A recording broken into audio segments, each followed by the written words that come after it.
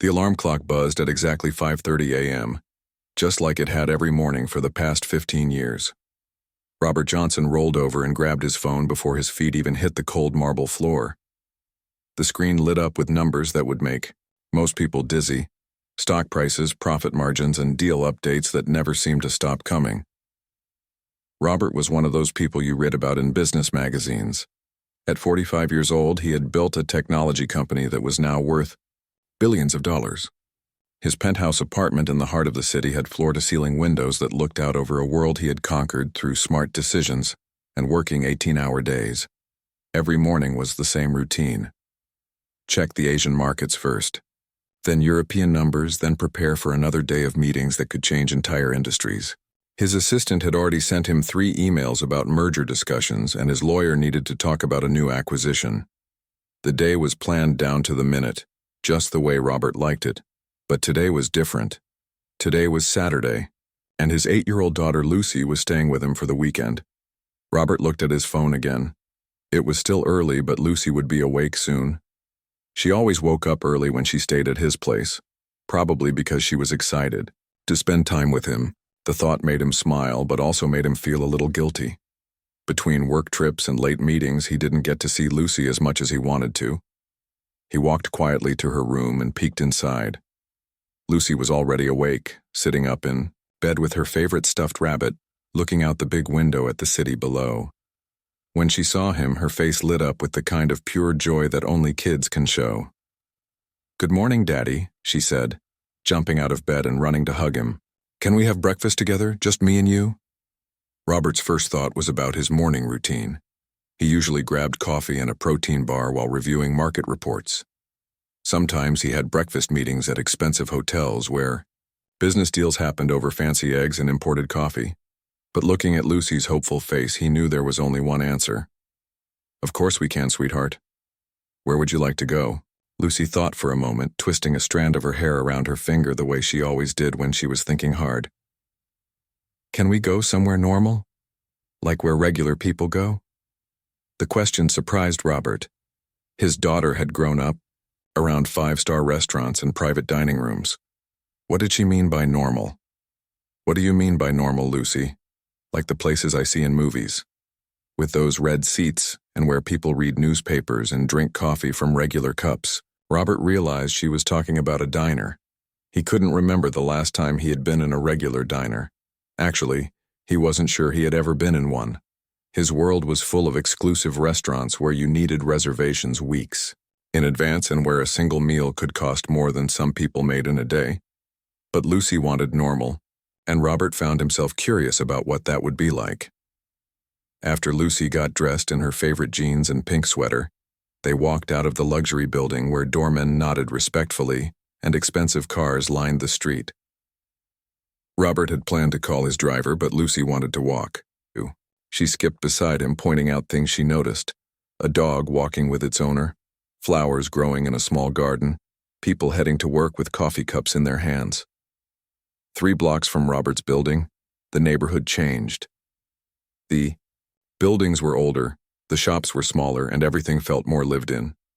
Lucy spotted a small diner squeezed between a laundromat and a corner store. The sign outside was faded, and through the window Robert could see red vinyl booths just like Lucy had described. "There!" Lucy pointed excitedly. "That's perfect." Robert hesitated for a moment. The place looked nothing like anywhere he usually went. But Lucy was already pulling him toward the door, and her excitement was hard to resist. The bell above the door jingled as they walked in.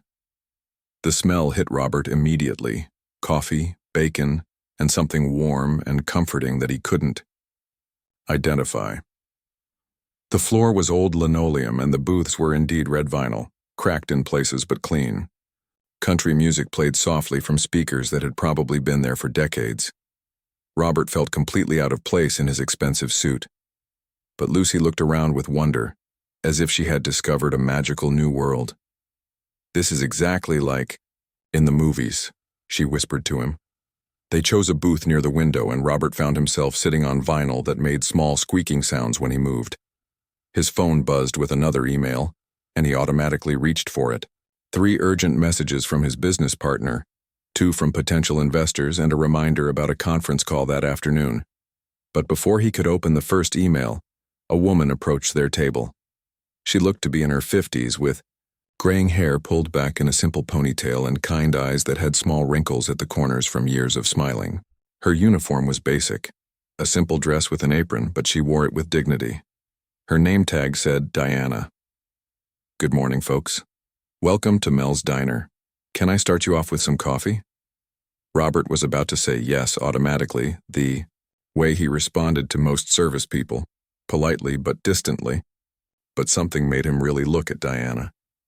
Maybe it was the way she had said folks with genuine warmth, or maybe it was how she had immediately noticed Lucy and smiled at her with the same kindness she would show her own grandchild. "Yes, please," Robert said, and was surprised to hear his own voice sound warmer than usual. Diana poured coffee into a thick white mug that was nothing like the delicate china Robert was used to, but somehow the coffee smelled better than any he had tasted in boardrooms or five-star hotels. "And what can I get for you, sweetie?" Diana asked Lucy, bending down slightly to be at her eye level. Lucy's face glowed with attention. "Do you have chocolate chip pancakes?" "We sure do, honey, and they're the best in the neighborhood. Would you like extra chocolate chips?" "Can I really have extra?" Diana winked. "I'll make sure the cook gives you plenty." As Diana walked away to place their order, Robert noticed how she stopped at every table, checking on customers, refilling coffee cups, and chatting with people who seemed to know her by name. She moved with purpose, but never seemed rushed, and she had a kind word for everyone. Robert's phone buzzed again. This time it was his assistant reminding him about 3 different meetings scheduled for Monday. He started to read the message, his mind already shifting back to business mode. But then he heard Lucy giggling, and when he looked up, he saw Diana returning with a small plate of fresh fruit cut into fun shapes, apple slices that looked like smiles and orange pieces arranged like flowers. "I thought you might like a little something while we make your pancakes extra special," Diana said to Lucy. Lucy's eyes went wide with delight. "Thank you. Look, Daddy, the apples are smiling." Robert watched his daughter's face light up over something so simple. When was the last time he had seen her this happy? When was the last time anyone had done something kind for him without wanting anything in return? Diana hadn't known who he was, hadn't known about his money or his business. She had just seen a father and daughter having breakfast and had wanted to make their morning a little brighter. His phone buzzed once more, but this time Robert didn't reach for it. Instead, he found himself really looking around the diner. He saw an elderly man reading a newspaper while slowly eating scrambled eggs. A young couple sharing a piece of pie and laughing softly together. A woman in scrubs who had probably just finished a night shift, drinking coffee and looking tired but content. These were regular people living regular lives, and somehow, sitting in this simple diner with cracked vinyl seats and old coffee cups, Robert felt more relaxed than he had in months. "This place is nice, isn't it, Daddy?" Lucy said, still arranging her fruit pieces into different patterns. "Yes," Robert said, and meant it. "It really is."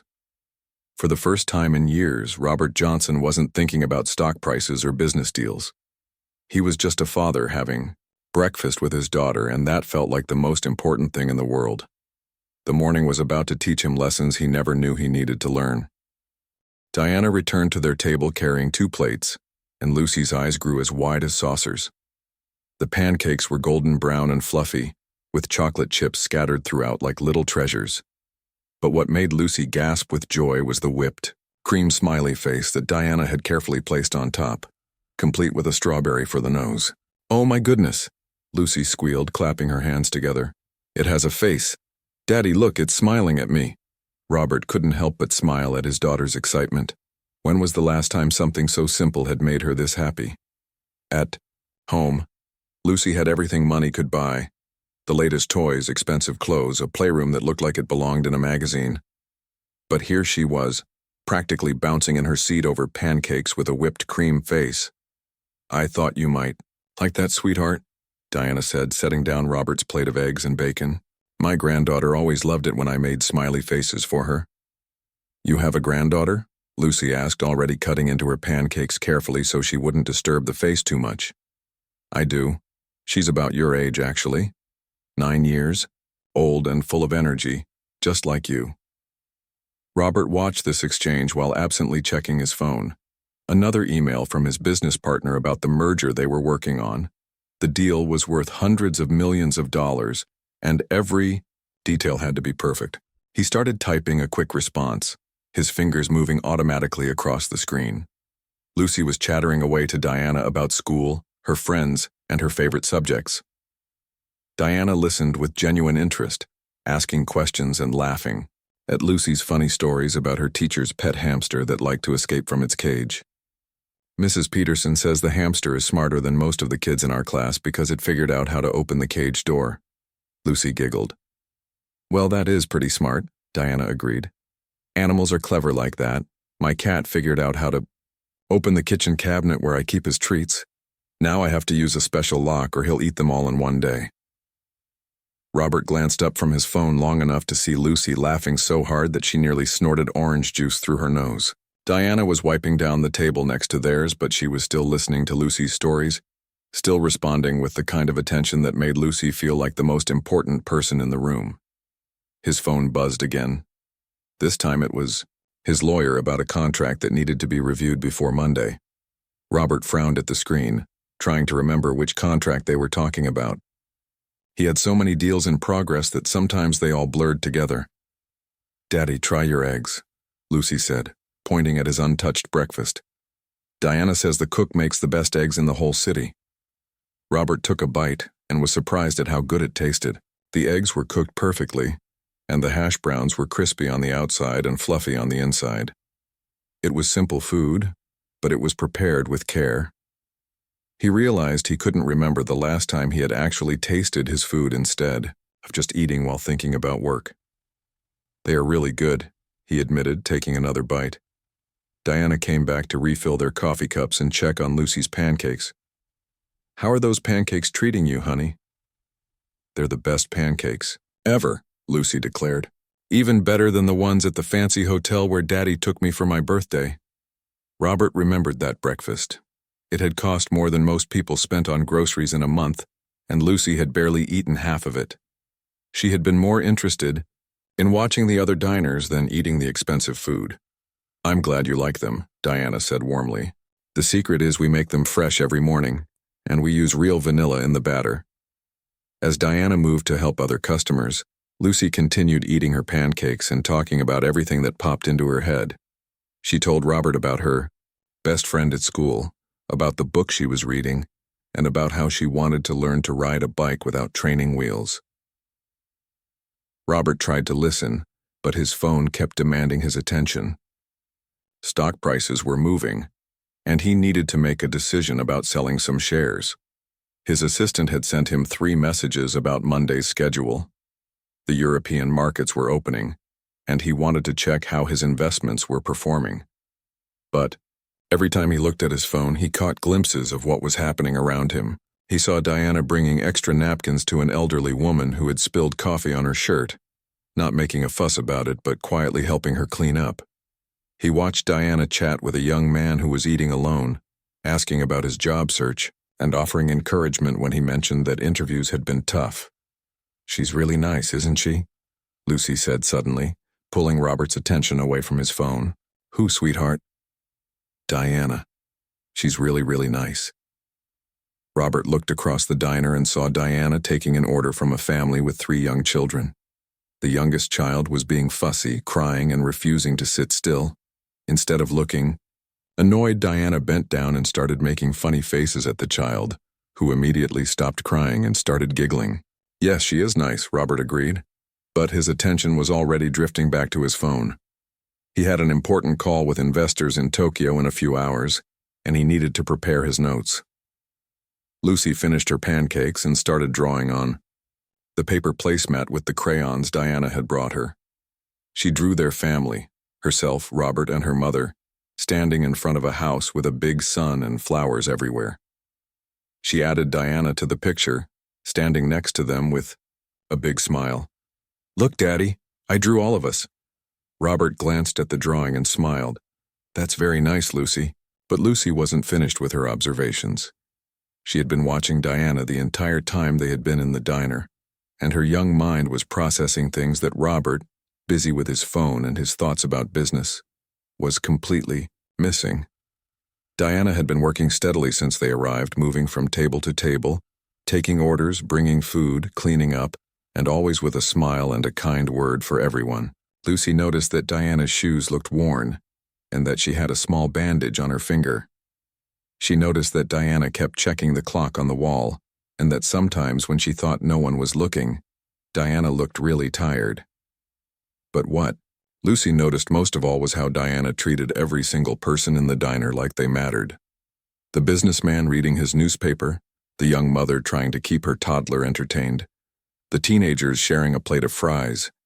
Diana remembered what each person liked to drink, asked about their families, and made everyone feel welcome. "Daddy," Lucy said, her voice taking on that serious tone that kids use when they're thinking about something important. Robert was reading an email about quarterly projections, only half listening.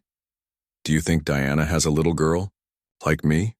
The question seemed to come out of nowhere, and Robert looked up from his phone, slightly confused.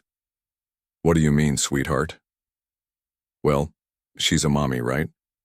She told me about her granddaughter, but she must have been somebody's mommy. First, do you think she has a daughter who's grown up now?" Robert hadn't really thought about Diana's personal life. To him, she was just the waitress, someone providing a service. But Lucy's question made him actually think about Diana as a real person with a real life outside of this diner. "I suppose she might," Robert said slowly. Lucy nodded seriously, as if this confirmed something she had been thinking about. She continued coloring her drawing, but Robert could tell she was still thinking about something. "Daddy?" Lucy said again, this time even more quietly. "Do you think Diana's daughter ever worries about her?" The question hit Robert unexpectedly. "What do you mean?" Lucy looked across the diner at Diana, who was now wiping down tables and getting ready for the lunch rush. "Well, Diana works really hard. I can tell she's tired, and her shoes look old, and she keeps looking at the clock like she's thinking about something else. So I was wondering if somewhere there's a grown-up daughter who worries about Diana the same way I worry about you when you work too much." Robert felt something strange in his chest, a tightness that had nothing to do with the coffee he had been drinking. Lucy's innocent observation had opened a door to thoughts he usually kept locked away. Diana wasn't just a waitress. She was someone's daughter, possibly someone's mother, definitely someone's grandmother. She had her own worries, her own struggles, her own life that continued long after they left this diner. I don't know, Lucy," Robert said quietly.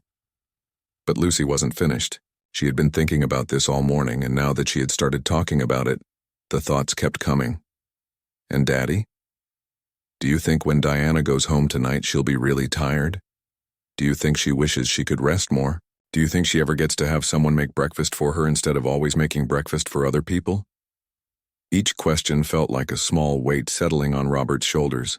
Lucy was 8 years old, but somehow she was seeing things that he, with all his education and business experience, had completely missed. She was seeing Diana as a whole person, not just as someone who brought them food and filled their coffee cups. Robert found himself really looking at Diana for the first time since they had arrived. He watched as she moved between tables, and now he noticed what Lucy had seen. The slight limp that suggested her feet hurt, the way she paused sometimes and took a deep breath as if she was gathering energy, the careful way she handled everything as if she couldn't afford to make mistakes. "Lucy," Robert said slowly, "what made you start thinking about all this?" Lucy shrugged, the way kids do when they're not sure how to explain something that seems obvious to them. I watch people, I guess. And Diana is taking care of everyone here, but who takes care of Diana?" The question hung in the air between them like something heavy and important. Robert realized that in all his years of success, all his business deals and achievements, he had never once asked himself who took care of the people who took care of him. His housekeeper, his driver, his assistant. He paid them well, but had he ever wondered about their lives, their families, their worries? Diana was approaching their table again, coffee pot in hand, ready to offer refills and check if they needed anything else. But this time, when Robert looked at her, he saw something completely different than he had seen an hour ago. And he had his 8-year-old daughter to thank for opening his eyes to a world he had been blind to his entire adult life. Diana approached their table with the coffee pot, her smile as warm as it had been all morning. But this time Robert found himself really looking at her face. Lucy's questions had changed something in the way he saw things, like putting on glasses, for the first time and realizing how much he had been missing. "More coffee?" Diana asked, already starting to pour before Robert could answer. "Thank you," Robert said, and for the first time since they had arrived, he made eye contact with her, really looked at her. He noticed that her eyes were kind, but tired, with small lines that came from years of smiling at customers even when she might not have felt like smiling.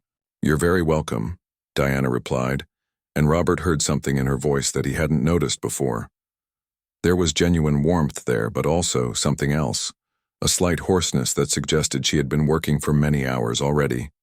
Even though it was still morning, Lucy had been watching this exchange with the intense focus that only children have when they're trying to understand the adult world. "Diana," she said suddenly, "do you have kids?" Diana's face lit up in a way that was different from her professional smile. This was real joy, the kind that parents get when someone asks about their children. "I do, sweetie. I have a daughter who's all grown up now.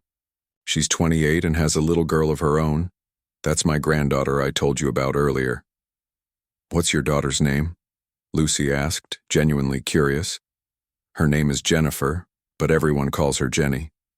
She's a nurse at the children's hospital downtown." Robert felt something shift in his chest.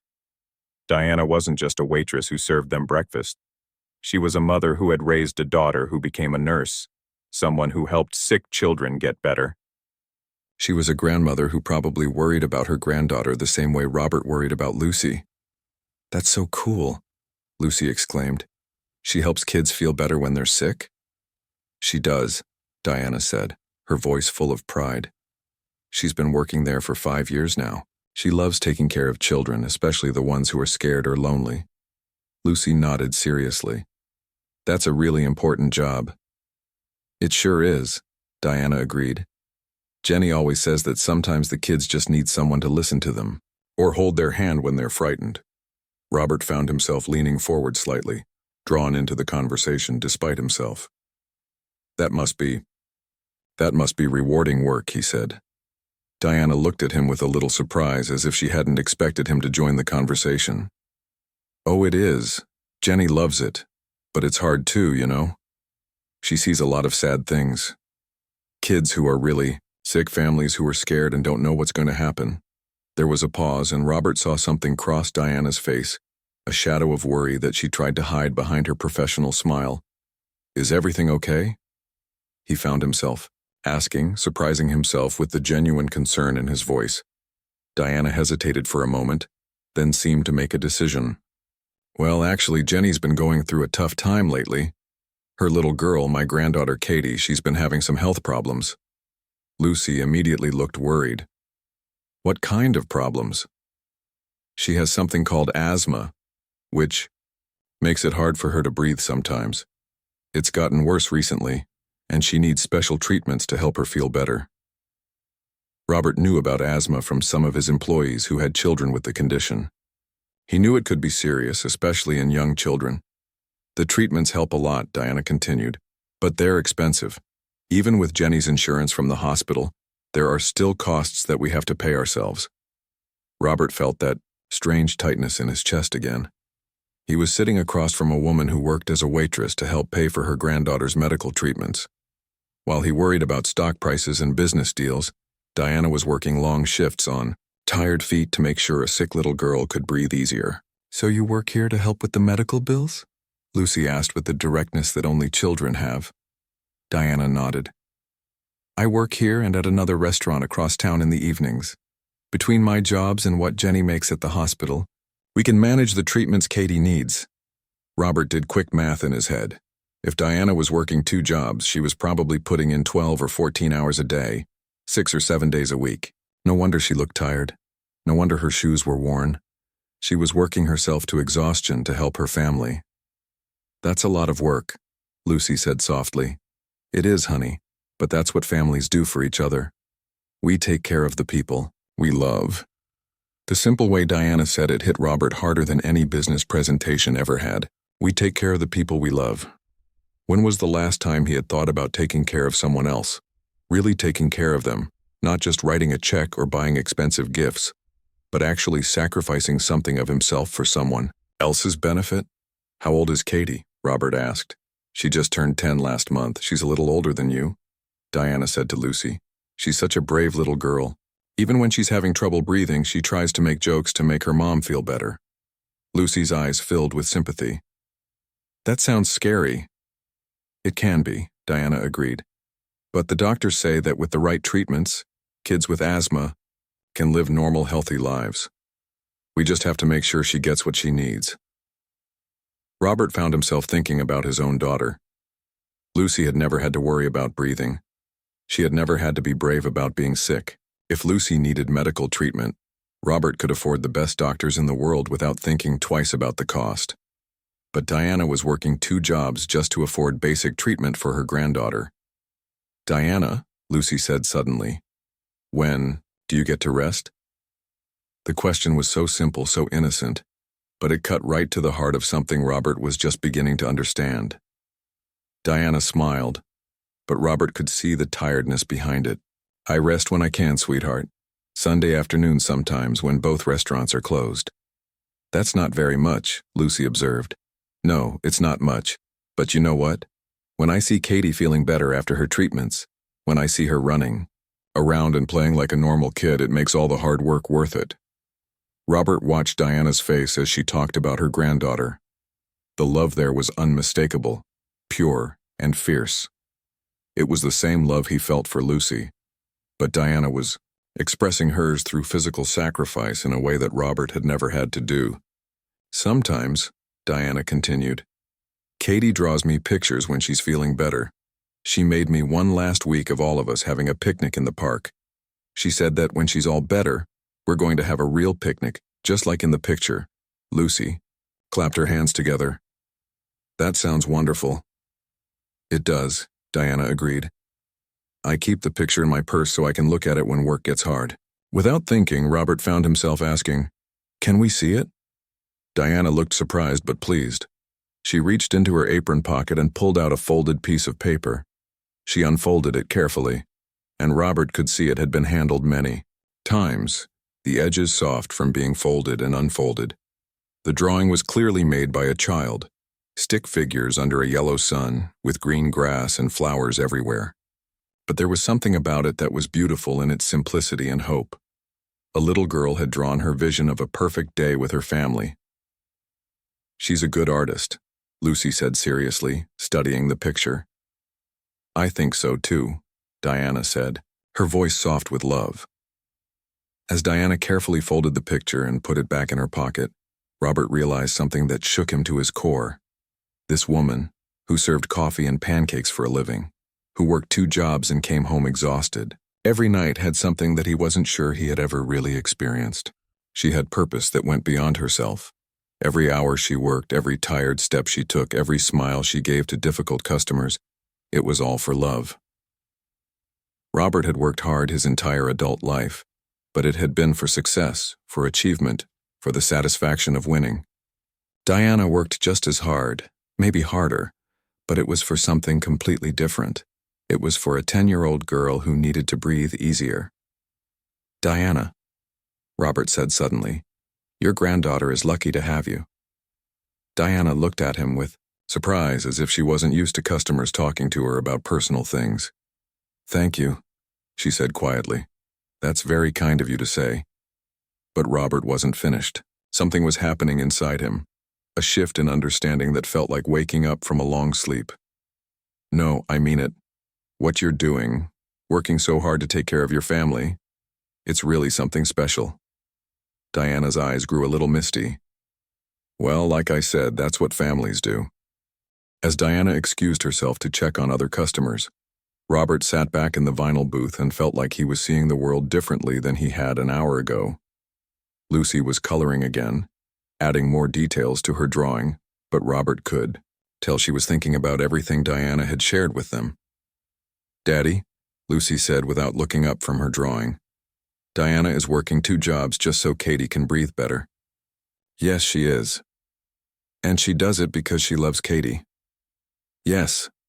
Lucy looked up at him with those serious eyes that seemed too wise for an 8-year-old. "That's what love really looks like, isn't it? Not just saying it, but doing hard things to help the people you care about." Robert stared at his daughter, amazed once again by her ability to understand things that adults often missed. "Yes, Lucy. That's exactly what love looks like." But even as he said the words, Robert was beginning to realize that he was about to learn something about love and family and responsibility that would change everything he thought he knew about what really mattered in life.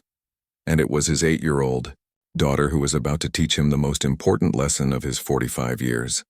The diner had gotten busier during the time they had been sitting there. More families were arriving for late breakfast, couples were sharing coffee and conversation, and the lunch crowd was starting to trickle in. Robert watched Diana move between the tables with the same patient kindness she had shown them, even though he could now see the tiredness in her movements that Lucy had noticed from the beginning. Lucy had finished her drawing and was now carefully folding it up. "I want to give this to Diana," she announced, "so she can show it to Katie." "That's very thoughtful of you, sweetheart," Robert said, and he meant it. In the past 2 hours, his daughter had shown more genuine kindness to a stranger than he had shown to anyone in months. As they waited for Diana to come back to their table, Lucy watched her with that intense focus that children have when they're trying to figure something out.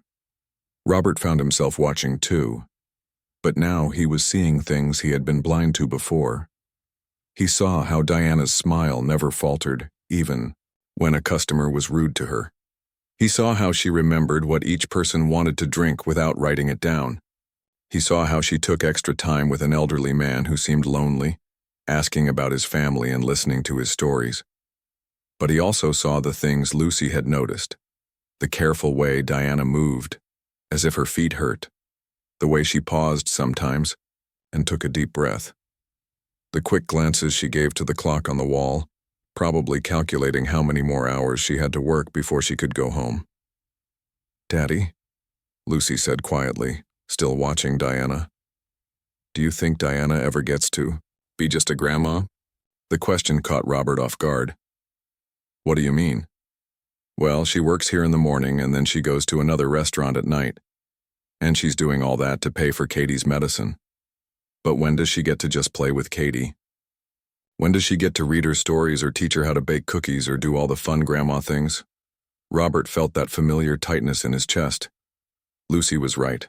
Diana was working so hard to pay for her granddaughter's medical care that she probably had very little time to actually enjoy being a grandmother. "I don't know, Lucy," Robert said honestly. Lucy was quiet for a moment, but Robert could see her, mind working. She was processing everything they had learned about Diana, everything she had observed, and Robert had a feeling that whatever she was thinking about was important. Diana returned to their table, looking slightly more tired than she had earlier. The lunch rush was starting, and Robert could see that she was preparing for another few hours of taking care of customers. "How are you folks doing? Can I get you anything else?" "We're fine, thank you," Robert said. "Actually, Lucy has something for you." Lucy beamed and held out her folded drawing. "I made this for you. Well, for you to give to Katie if you want to." Diana took the paper and unfolded it carefully. Her face softened as she looked at Lucy's drawing. It showed a stick figure family, a woman, a girl, and a smaller girl, standing under a rainbow, with flowers all around them. "This is beautiful, honey," Diana said, and Robert could hear that her voice was a little thick with emotion. "Is this me and Katie and her mom?" "Yes," Lucy said excitedly. "And look, I put a rainbow because rainbows come after storms and Katie's medicine is like the rainbow. It comes after she feels sick and makes everything better." Robert stared at his daughter in amazement. Where did an 8-year-old learn to think like that? Where did she learn to see hope and healing in such a simple, beautiful way? Diana was quiet for a moment, looking at the drawing. When she looked up, Robert could see tears in her eyes. "This is the most wonderful gift anyone has ever given me," she said to Lucy. "Katie is going to love this so much. Thank you, sweetheart." "You're welcome," Lucy said, pleased that Diana liked her gift. But then her expression grew serious again, and Robert recognized that look. Lucy was about to ask another one of her thoughtful questions. "Diana," Lucy said carefully, "can I ask you something?" "Of course, honey." "When Katie is having a hard day with her breathing, does she worry about you?" Diana looked surprised by the question. "What do you mean?" "Well," Lucy said, twisting a strand of her hair around her finger the way she did when she was thinking. "Hard. Katie knows you work really, really hard to pay for her medicine, right? So when she's sick, does she feel sad that you have to work so much because of her?" The question hit Diana like a physical blow. Robert could see it in her face, the way her expression changed from surprise to something deeper and more painful. Diana started, then stopped. She looked down at Lucy's drawing again, and Robert could see her hands trembling slightly. "Sometimes," Diana said quietly, "Katie tells me she wishes she wasn't sick so I wouldn't have to work so hard. She's only 10 years old, but she understands that her medicine costs money and that I have to work extra to pay for it." Lucy nodded, solemnly. "That must make her feel really sad." "It does," Diana admitted. "Last week she asked me if I was tired, and when I said yes, she started crying. She said it was her fault that I had to work all the time." Robert felt something break inside his chest. A 10-year-old girl was feeling guilty about being sick because she knew her grandmother was working herself to exhaustion to pay for her care. "What did you tell her?" Lucy asked softly. "I told her that taking care of the people we love is never a burden. I told her that every hour I work is an hour of love for her. But..." Diana's voice trailed off. "But what?" Lucy prompted gently. "But sometimes I see her watching me when she thinks I'm not looking, and I can tell she's worried about me. A little girl shouldn't have to worry about her grandma. She should just get to be a kid." Lucy was quiet for a long moment, and Robert could see tears forming in her eyes. Finally, she looked up at Diana with an expression that was far too serious for an 8-year-old. "Diana," Lucy said, her voice barely above a whisper, "Katie loves you so much that she feels sad when you're tired.